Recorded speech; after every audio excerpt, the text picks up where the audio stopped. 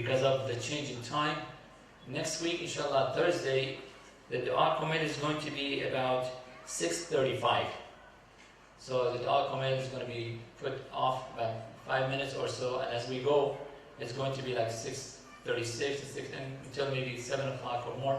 But inshallah, be here with us, and from next week, as it goes along, we will go along with it, inshallah. Please recite Allah's salawat.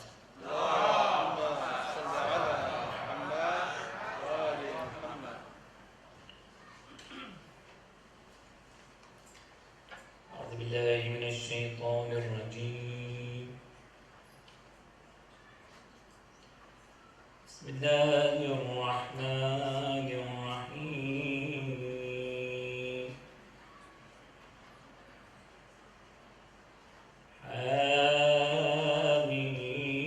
آمين. والكتاب المبين. إنا أنزلناه في ليلة مباركة. إنا كنا منذرين.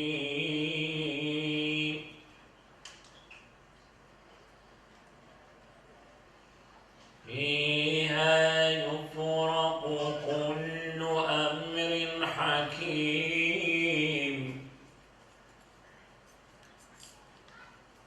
أمرا من عندنا إنا كنا مرسلين.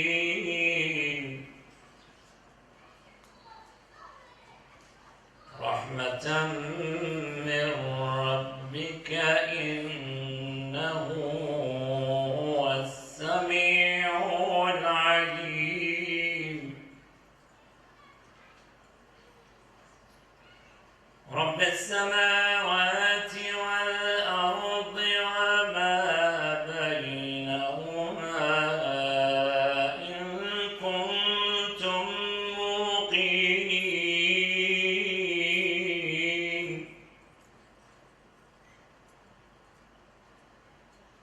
لا إله إلا هو يحيي ويميت.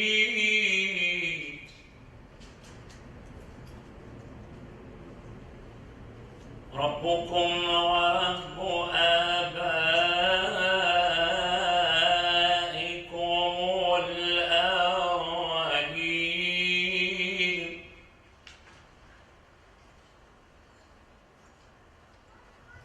بل هم في شك يلعبون فارتقب يوم تأتي السماء بدخان مبين.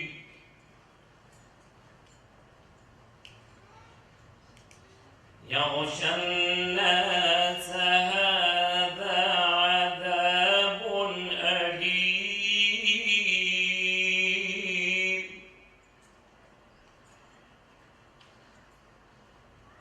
ربنا اكشف عنا العذاب إنا مؤمنون.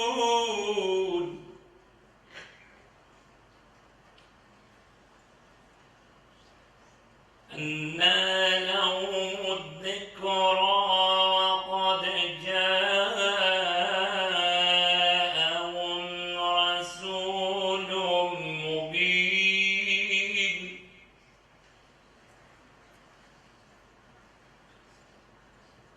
ثم تولوا عنه وقالوا معلم مجنون.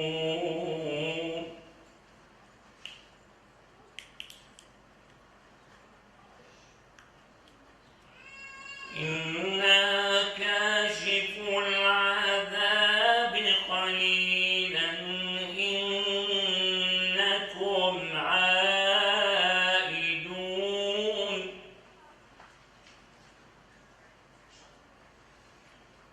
يوم نبطش البطشة الكبرى إنا منتقمون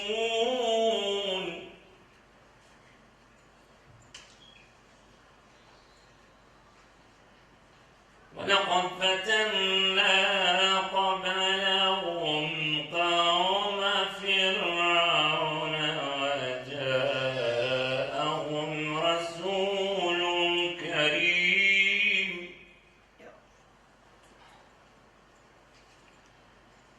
أن أدوا إلي عباد الله إني لكم رسول أمين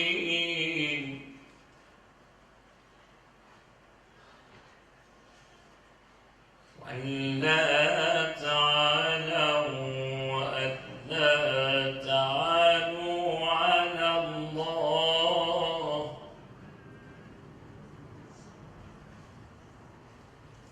وألا تعلوا على الله إني آتيكم بسلطان مبين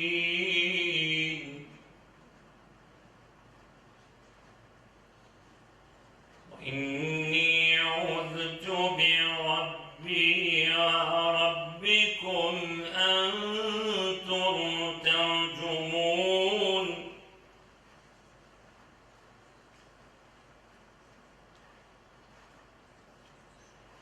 وإن لم تؤمنوا لي فاعتزلون فدعا ربه أن هؤلاء قوم مجرمون فأسر بعبادي ليلا إنكم متبعون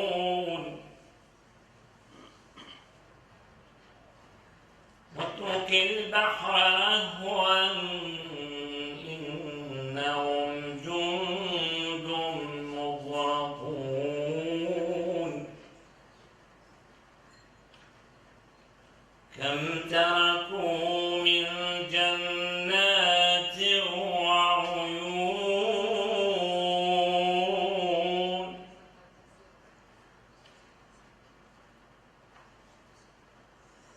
وزروع ومقام كريم ونعمة كانوا فيها فاكهين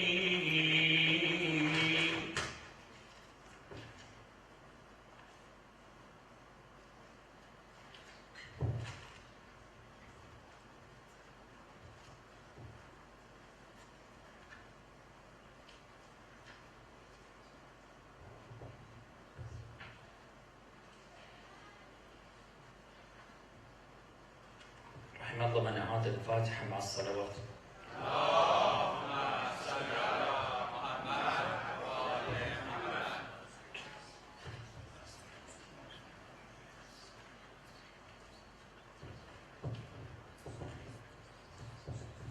بسم الله الرحمن الرحيم فاذكروني أذكركم واشكروا لي ولا تكفرون يا أيها الذين آمنوا استعينوا بالصبر والصلاة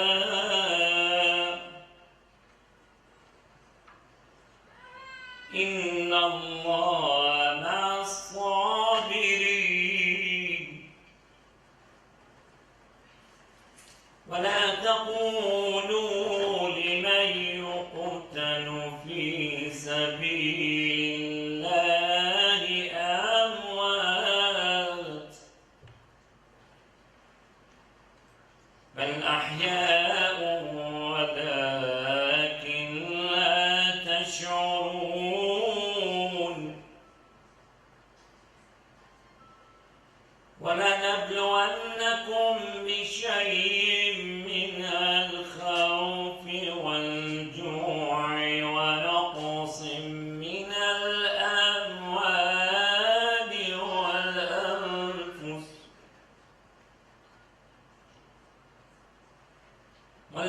الأنفس والثمرات وبشر الصابرين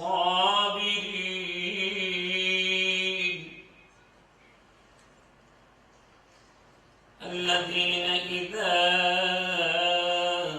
أصابتهم مصيبة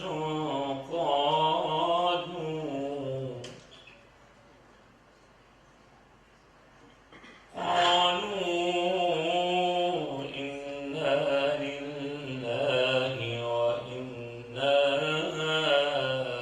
إليه راجعون أولئك عليهم صلوات من ربهم ورحمة وأولئك هم المهتدون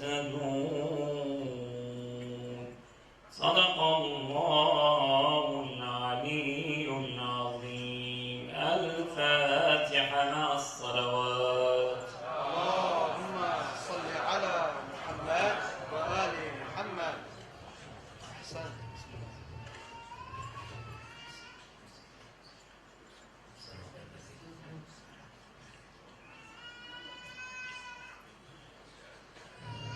Please, I would like to ask everybody to please recite the Surah Al-Fatiha for our community member who recently passed away, Hajj Ali Akbari Poil Warfat, and one of our dear brothers, Janabawi Jaradi, Narumla Jaradi, and our sister, mother who passed away about a month ago, or about 2 weeks ago or so, for their soul and the soul of all the ones who we have passed in our families who passed away, and with your relatives and our relatives. Please let's recite Surah Al-Fatiha, تسبق الصلاة على محمد وآل محمد.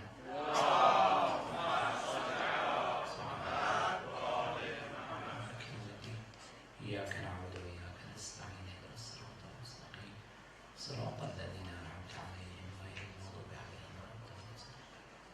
So without any further ado, I would like to invite our dear brother Sayyid Mehdi Qazwin to the podium with the loud salawat. اللهم صل على محمد.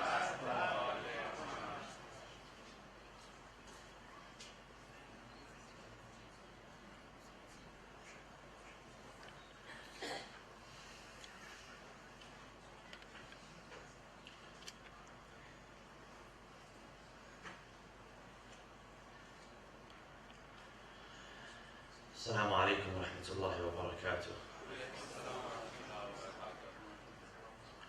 بسم الله الرحمن الرحيم. الحمد لله رب العالمين والصلاة والسلام على أشرف الأنبياء والمرسلين حبيب إله العالمين أبي القاسم المصطفى محمد.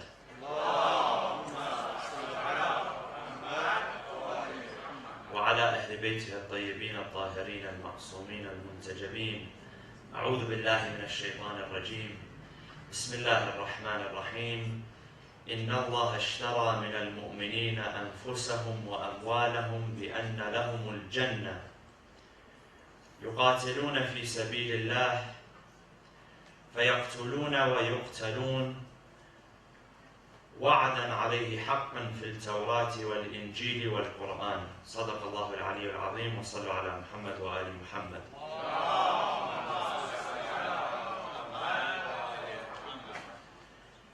According to narrations, the 10th of the month of Jamad al-Awwal is the day which the Battle of Mu'tah took place. One of the final battles to take place during the life of Rasulullah sallallahu alaihi wasallam, in which he himself did not participate in, but he had sent a group of the Muslims to participate in this battle.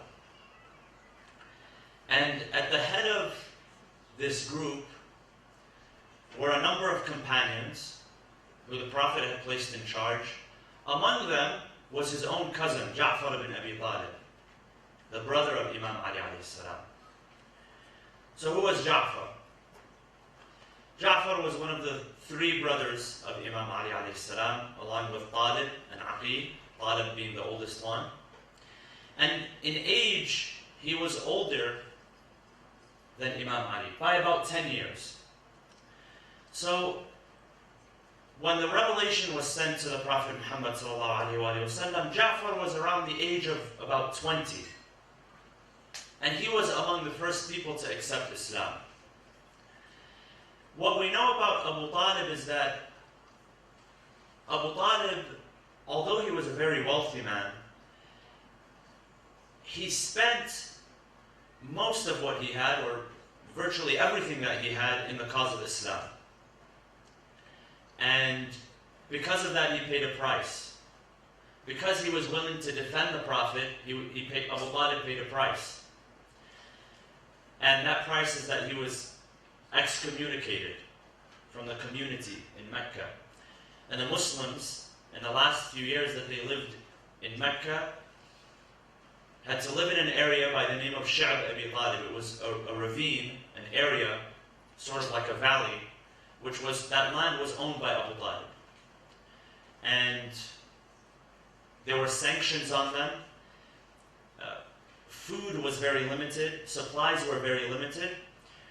In the end, Abu Talib passed away, and in the following year, the Prophet would migrate from Mecca to Medina. Khadija also passed away in that same year, and that year was named by the Prophet Am al-Huzn, the year of sadness, because he lost two very important people in his life, his uncle Abu Talib and his wife Khadija, who had defended him and stood by him. Abu Talib, because he had spent so much, the sons that he had were taken care of by other family members. So, for instance, the Prophet Muhammad ﷺ, who he himself had received protection and guidance from Abu Talib, when he grew older, he returned the favor. So he took in Imam Ali alayhi salam. Ja'far was also taken in by Al-Abbas, the uncle of the Prophet. So they were brought in, and the burden was lifted from the shoulders of Abu Talib. So Ja'far was raised in the care of Al-Abbas. Al-Abbas also accepted Islam. But later, before the conquest of Mecca, he accepted Islam. He was one of the later ones to accept Islam. What we know about Ja'far, though, is that he was among the first Muslims, and he was among the group of Muslims that the Prophet had sent from Mecca to Abyssinia, Habasha, present-day Ethiopia. Because at that time, when the first community accepted Islam, first of all, they had no defense, and they were vulnerable, and they were weak to the attacks and the abuse of the Quraysh tribe in Mecca, the idolaters. And so, some of them had to leave Mecca for their own sake, for their own protection. And so they sought refuge in Abyssinia, and Ja'far led a group of about 80 people from Mecca to Abyssinia, and they stayed there for many years until about the 8th year after Hijrah. After the Muslims had migrated from Mecca to Medina, 8 years after that, they returned from Abyssinia upon the request of the Prophet. The Prophet sent a letter to the Christian king of Abyssinia. And, in those days, it was important that you receive permission to leave, sort of like an exit visa. To leave where you were, and you usually had to go through the authorities, right? So the Prophet had requested that these refugees that he had sent now be returned to Medina. And they did. That king was a very good king. In fact, the Prophet informed the immigrants that you will come under the care of a very righteous man. And of course, you all know the story. They arrived there, but the Quraysh, they were not content with that. So what did they do? They sent some of the important tribal leaders to go after these insurgents, these rebels, who were the early Muslims. And so they followed them, and they had a plan to bring them back. So their plan was that they were going to tell the Christian king that these people who have followed this new religion, they see Isa alayhi salam in a very low light. They referred to him as a slave of God. And so they came to the king and they said that these new people, they're blasphemous. They are calling your Lord, Jesus Christ, a slave. And so he turns to them. And Ja'far is the one who is, out of all of the Muslims, he is the one who was educated enough so that he can respond to the king. So he reads to him some of the verses in the Quran which praise Isa alayhi salam. Isa refers to himself in the Quran. He says, Inni Abdullah. I am the servant of God, the slave of God. Atani al-kitab. He gave me the book, the gospel, the Injil. وَجَعَلَنِي نَبِيًّا. And he made me a prophet. وَجَعَلَنِي مُبَارَكًا أَيْنَمَا كُنْتَ. And he blessed me wherever I went. So he describes Isa alayhi salam in the way that the Quran describes him, which is in a very positive light. And so Najashi, the king, this Christian king, sees the proximity between the two faiths, and he accepts them as refugees, and he refuses to hand them back to the Meccans who had come to request to bring them back. And they stay there. And the Prophet writes letters to Najashi. He develops a close relationship with him. In fact, narrations say that when Najashi, the Christian king, when he passed away, the Prophet was informed of that and he began to weep for him because he had developed a relationship. But Ja'far comes back in the 8th year after Hijrah. And this is an important year. There's a number of events which take place in this year. Number one, the 8th year after Hijrah is the year that the Prophet captures Khaybar. The Prophet and the Muslims capture the fort of Khaybar. And of course, after they capture the fort of Khaybar, the Jews who were living in the fort of Khaybar, they agree to settle with the Prophet and gift him the land of Fadak. So when we speak about the land of Fadak, that came as a gift after the Prophet besieged Khaybar, and after the Jews, they wanted to settle with the Prophet, so as a gift they gave him Khaybar, and God reveals to the Prophet, وَآتِ ذَا الْقُرْبَى حَقَّهُ. Give to the closest of kin their dues. And so what the Prophet understands from that, he gifts Fatima Zahra alayhi salam with the land of Fadak, a personal gift. It wasn't something that was taken as a spoil of war, because if it was taken as a spoil of war, then it would be divided amongst the Muslims. But it's clear that it wasn't a spoil of war. It was a personal gift that they had given to the Prophet, and so he used it as he saw fit, which was a gift to his daughter Fatima alayhi salam to honor her by the command of Allah subhanahu wa ta'ala, of course. It wasn't a personal preference that the Prophet had, and even if it was a personal preference, it doesn't conflict with the preference of God. The preference of the Prophet is the preference of God, and vice versa.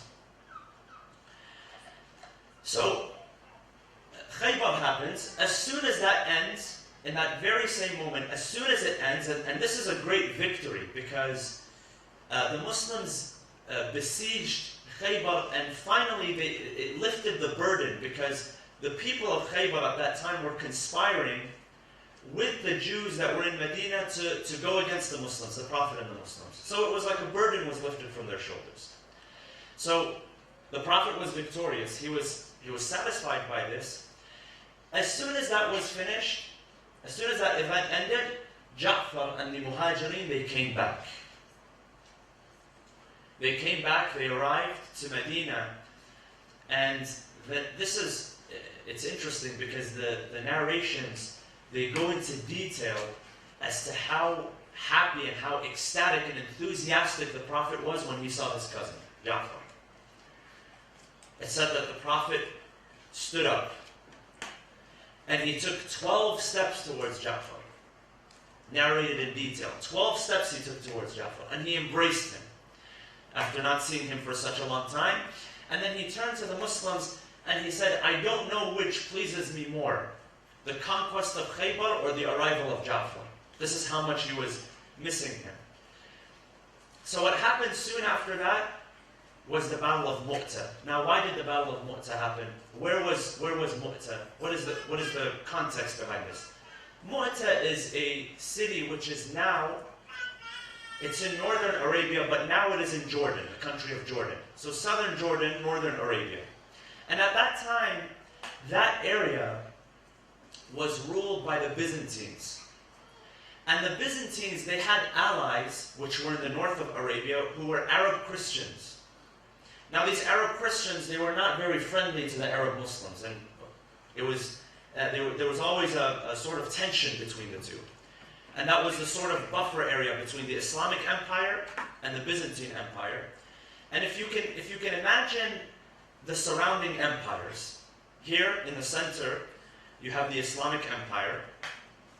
There's no real government, there's no real law. You have the Ethiopian Empire here, you have the Byzantine Empire here, you have the Persian Empire here, and then all of a sudden, this group emerges from Arabia and begins to expand. All of them naturally they see it as a threat. So, what the Prophet does in the beginning to all of those groups is that he sends emissaries. First, he began with the people outside of Medina, and then he began to expand. So he would send them emissaries to teach them about Islam and then to invite them to Islam. Now, the influence of the Muslims, it begins to increase, and that begins to cause tension with everyone around them, you can imagine. Now, the Prophet sends a messenger to that area, which is around the Syria-Jordan area. This emissary, who goes there for peaceful reasons, unarmed, is there to teach people about Islam and invite them to Islam. He's captured and he's killed, he's murdered. So how does the Prophet respond? The Prophet responds by sending a group of people. Among them was Ja'far ibn Abi Talib, and this is where the Battle of Mu'tah took place. So he sends Ja'far, and he sends with him two other companions. Zayd, one is Zayd, and the other one is a man by the name of Abdullah ibn Rawaha, another close companion of the Prophet. And the Prophet sends the army, he says, Zayd is your captain, he's in charge. If he dies, then Ja'far will be your captain. If he dies, then Abdullah will be your captain. If he dies, then you must choose amongst you who is going to be your captain, your leader. So they mobilize, and they start marching north. The Prophet blesses them, he takes them to the outskirts of Medina, and then they start marching north. Now what happens is that this Byzantine army, they mobilize a group of 10,000 people. And the Muslims are only a few hundred at this time, about 500 people. So 500 Muslims going up against 10,000 from the Byzantine Empire. And what history tells us is that when the Muslims arrived, they arrived to that area, which is Mu'tah. And they began to fight. The Muslims lose their commanders. They lose Zayd, they lose Ja'far, they lose Abdullah, and they lose one more commander who comes after that. In a total, they lost 8 people, which is not a lot, but about 4 or 5 of them were leaders. They were all captains. So the Muslims begin to retreat. The Byzantine army assumes that they're victorious, that that's it. We've crushed it, we've repelled it. Now this is what happens, it's interesting. The Muslims come back, and of course the narrations say that the Prophet at this time, even though there's a distance between him and the army, and he can't directly see what's going on, the narrations say that the land, the distance between them is folded and brought together in a way where the Prophet is able to see it as if it's happening in front of him. And so every time somebody dies, the Prophet witnesses, and he knows. And he informs the people that this person has passed away. And of course, when Ja'far passed away, that was his own, it was his own flesh and blood, it was his own cousin, that was very dear to his heart. So the Prophet goes to the family of Ja'far. He goes to his children. He goes to his wife. He honors them. And he orders that everything that they need for the next few days, they're relieved of, so that they don't have to, the mother does not have to worry about the household duties, that people cook and clean and provide for them for the next few days, to relieve that tension, to relieve that burden. But they come back, and some people among the Muslims, they start berating this group that comes back. So imagine this group, this caravan is coming back, some of the community of Medina, they go out and they start to berate them. They start to criticize them and condemn them. That you guys are losers. How did you not come back with a victory? Why is it that you failed in your objective? What happens soon after that is that the Prophet sends another group. And this is why the Muslims were so victorious. It wasn't because of their numbers. It wasn't because of their military technology. It wasn't because they were smarter than anyone else or they were better than anyone else. It's because of one thing. It's because of persistence. They were persistent. They never gave up. As long as they were under the leadership of the Prophet, as long as they were under the leadership of Imam Ali, and as long as they were under the leadership, because after the Prophet, after Imam Ali, the companions of the Prophet that the Prophet personally raised, and the companions of Imam Ali that Imam Ali personally raised, also took part in the battles that took place after them, during that time. So they had a spirit of persistence, resilience. Every time they were defeated, they came back. Every single time. And that's why they were victorious. And that's why most people today are not victorious. Because they'll try something one time, or they'll try it 2 times, they'll try it for 2 weeks, and when they don't get the results that they want, they quit. That's the story, that's the case with most people. Where most successful people, it's not that they never failed, ever. No, in fact, successful people usually fail more than unsuccessful people. But what do? They're resilient, they persist. Example from the life of Imam Ali. We just spoke about Khaybar. How was Khaybar taken? Khaybar was taken, Imam Ali alayhi salam in the beginning was sick. They say that he was, the narration said he was afflicted with an illness to where he could not even open his eyes. That's how much in pain he was. So he couldn't see in front of him. So he's not the commander in the beginning, because how is he going to command when he can't see? So the hadith says the Prophet gave it to Fulan, one of them. And he's unable to conquer. So he comes back, and the Prophet on the second day gives it to another Fulan, Joe Schmo. And he's unable to perform. He comes back. And then the Prophet said, these are the words of the Prophet. He said, لَأُعْطِيَنَّ الرَّايَةَ رَجُلًا يُحِبُّ اللَّهَ وَرَسُولُهُ يُحِبُّ اللَّهَ وَرَسُولَهُ وَيُحِبُّهُ اللَّهَ وَرَسُولُهُ كَرَّارًا غَيْرَ فَرَّارٍ. I'm going to give this standard to a man who loves the Prophet and loves Allah. And Allah loves this man, and the Prophet of Allah also loves this man. كَرَّارًا غَيْرَ فَرَّارٍ. Karrar means what? Persistent, resilient. Yukarrar in Arabic means to do, to continue doing, to frequent. غَيْرَ فَرَّارٍ. Farrar is what? Someone who runs away, someone who quits, someone who gives up. So why was Imam... So, and the hadith says that this is one, and this is where we have the hadith from, by the way, where Jibreel comes to the Prophet, he tells him to revive Ali, and he says to him, and this is where we get the hadith from, Nadi Ali and Mudhir al-Ajaib. He says, call upon Ali, and you will see miracles take place in front of you. So what does the Prophet do? The Prophet, he takes some of his own blessed saliva, and he places it over the eyes of Imam Ali, and all of a sudden he is cured from his illness, and he gets up into battle. And that's how he was able to conquer, because he wasn't a person that ran away. He wasn't a person that quit. Was it physical strength? Read the narrations on the physical description of Imam Ali. Very normal stature, he ate normal food. You know, it wasn't, he wasn't consuming whatever they're consuming these days, protein shakes and whatever. He wasn't doing any of that. He was eating very normal food.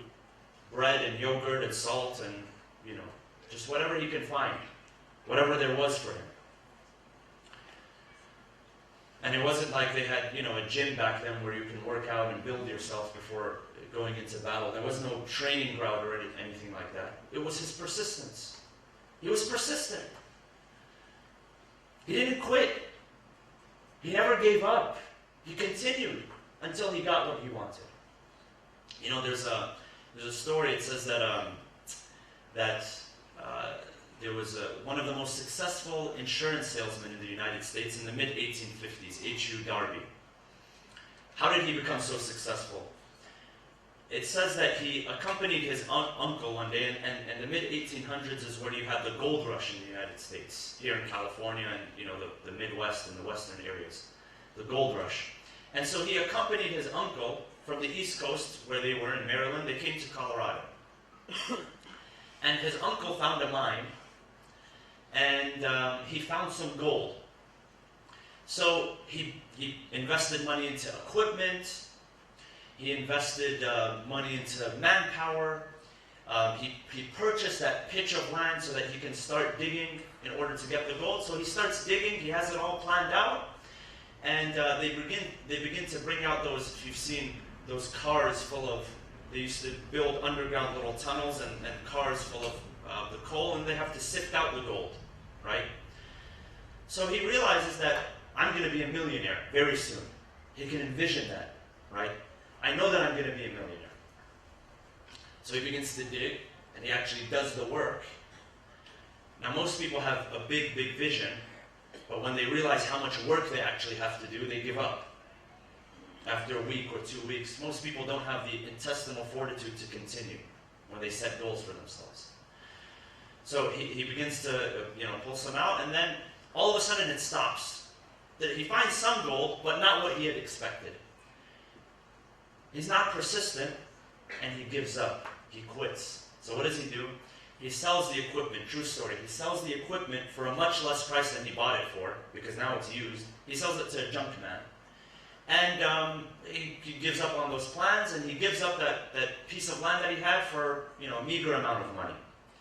Now, the junk man ends up being much smarter than him. What does he do? He takes the equipment, which is still working. He hires an engineer, someone who's smarter than him, someone who knows things that he doesn't know. He takes advice from learned counsel, and he begins to build. He begins to dig again. He begins to pick up where that guy left off. And all of a sudden, 3 feet later, he finds all the gold that he was looking for. Millions of dollars worth of gold. 3 feet. So the guy before him was digging, and he got imagine 3 feet, only 3 feet away from the gold. But he gave up. And most people, they're 3 feet away from gold. They give up. But if you're persistent, and we learn that from the example of Imam Ali alayhi salam. We learn that from the example of the Prophet. Anytime that there was a defeat, if you look at Uhud, for instance, they tell you that the Muslims were defeated in Uhud. But right after Uhud, go and research this, there was a battle called Hamra al-Asad. And it's mentioned in the Quran. God tells the Prophet that take 40 of the people who were actually in the battle of Uhud, who were injured, and go and chase the non-Muslims. And that's exactly what happened. They chased them off. It's persistence. So what is this guy, Darby, who was with his uncle, he takes the concepts that the mistake that his uncle had made, he makes a lesson out of it. So he goes back to Maryland, where he comes from. He becomes an insurance salesman, and he's among the first, insurance salesmen to sell $1 million a year in insurance. And he relates it to the experience that he had, the mistake that his uncle had made, that he was only 3 feet away from gold. So he learned that I'm not going to take no for an answer. If I'm going to sell this amount of insurance or whatever, I'm not going to take no for an answer. I'm going to go get what I want. And that's exactly what the Prophet was doing. So what happens? The Muslims are defeated in Mu'tah. By the way, Ja'far ibn Abi Talib is buried there in Mu'tah. If you go to Mu'tah in Jordan today, there's a shrine which is dedicated to him. And he is known as Ja'far al-Tayyar, because in battle, both of his arms were amputated. And because of that, the Prophet said to his family and to the companions that his arms were amputated, but in heaven, Allah subhanahu wa ta'ala replaces his 2 arms with a pair of wings so that he flies freely in heaven. And this is why he's known as Ja'far al-Tayyar. Tayyar is the one who flies, the one who takes flight. So God bestowed upon him that honor. From his lineage is Abdullah ibn Ja'far, who was the husband of Zainab alayhi salam. Zainab, the daughter of Imam Ali. So what happens is that they come back, the Prophet sends another group. The Prophet sends another group, And around the same time that the Prophet is sending another group, remember, it's persistence, it's resilience. The Muslims get to where they need to get to, and they find that the Byzantine army have abandoned. And so they establish that area as a front for the Islamic Empire. So basically, even though they didn't fight, but it was victorious. They were victorious because they got there and the army wasn't there anymore. And they stayed there. Around that same time, the leader of the Byzantines, he was in what is today Homs in Syria. He goes to Jerusalem to do pilgrimage, to thank God for the victory that his army had over the Persian Empire, because there was another battle between the Persians and the Romans, the Byzantines. And that's mentioned in chapter number 30, Surah Al-Rum. Bismillah ar-Rahman ar-Rahim. غُلِبَتِ الرُّومُ فِي أَدْنَى الْأَرْضِ وَهُمْ مِنْ بَعْدِ غَلَبِهِمْ سَيَغْلِبُونَ فِي بِضْعِ سِنِينَ. So God talks about how they win, how the Romans were defeated, but then they also defeat. So at the same time, there's this fight going on between the Roman Empire and the Persian Empire. So the Romans, they achieve a victory, so he goes to Jerusalem, and he begins to thank God. This is recorded in history. At that same time, he has a dream. He has a dream that their rule, the Roman rule over that area in Syria, it's only going to last a few more days or a few more weeks or a few more months. And in his dream, he sees a man.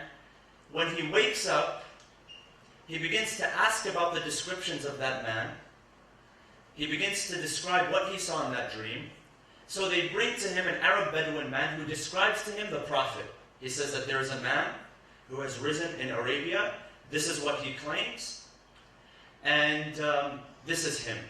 So the leader who sees this dream, the emperor, Heraclius, that's his name, he sees the dream. He says, is anybody from the group of this man that I saw in my dream? So at that time, Abu Sufyan happened to be in Jerusalem doing business. Whatever business he was involved in, shady business. So he summons him. He summons him, and he begins to tell him, he begins to ask him, he says, describe this man to me, this prophet. So what does Abu Sufyan say? Abu Sufyan says, don't worry about him. He's nothing to be worried about. So Heraclius, he starts to insist, and he begins to ask him some questions. And what happens is that in that very same year, the Prophet writes letters to the leaders of all the nearby empires, the Persian Empire, the Roman Empire, in Egypt, to all the leaders to invite them to Islam. So he begins to ask him about some of the descriptions of the Prophet Muhammad sallallahu alaihi wasallam. Okay. So Abu Sufyan begins to belittle the Prophet, and this man Heraclius, he begins to ask questions. So he asks one question about the lineage. He says, tell me about the lineage of this Prophet, of this man. Abu Sufyan can't lie because he's from an almost similar lineage. Almost. They're both from the tribe of Quraysh.